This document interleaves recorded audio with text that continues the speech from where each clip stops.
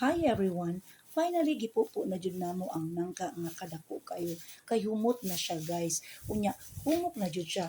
Pero before ko maghiwa, ako sang gigamitan og plastic gloves kay aron dili ta magkatago. See? Mutagubtog na gani ang nangka. Sato pa, hinog na siya kaayo. Okay, let's start. Hala, in fairness, kahumok na jud. Ato sang libuton pagkat ingon ani ba? Wow guys, lantawa. Perfect, di ba? Aning dapita guys, daw nauna na ko unsaon pagkat nga makashare ko sa akong mga relatives. Kay anak manggitang mga Pinoy, ug natay grasya maguna-una jud tag share sa kaparentiyan, di ba? Then sa mga kauban po na akong teachers nakashare po ko ani kay kadako baya jud. And gahiwa ko murag lechon kadaka. Di jud madali ang lusok kadag ko unya ang lison niya gagmay ra. Hawod jud siya mga sisi loves. Kabalo mo, nag-set aside ko ani niyag para nangka jam. Na ako'y i-share nga technique unsaon nga ang nangka dali ra kayong malata. Imo usa siyang ibutang sa freezer katong linusok na ha, para pagkuha nimo from the freezer soft na kaayo siya, dali ra kaayong malata kun magluto na kag nangka jam. And then, isulod jud nimo siya sa jar and then i-ref para mas ma-preserve. Mula siya mga almost a month. O, di libre na ang sandwich bread.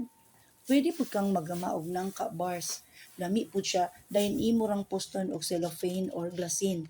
Dahin ibaligya, wala pang kabuhayan na taani.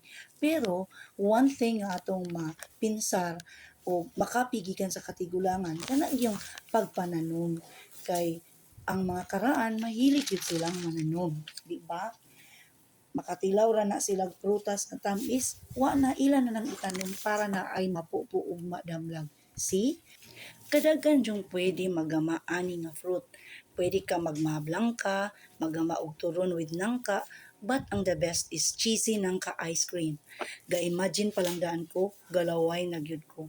Depende ra man guna basta magkugi ra gyud, makagama gyud kag dagkan ani.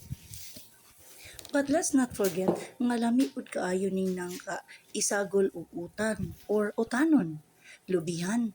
Dayon, pwede pud ni siya linat-an.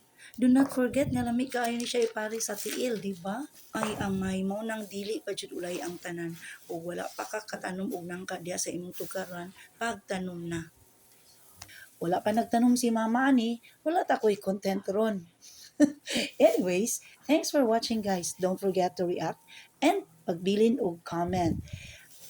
Isang wow o yum lang naman, dakong help na namong mga small sisis. Diba? Bye-bye!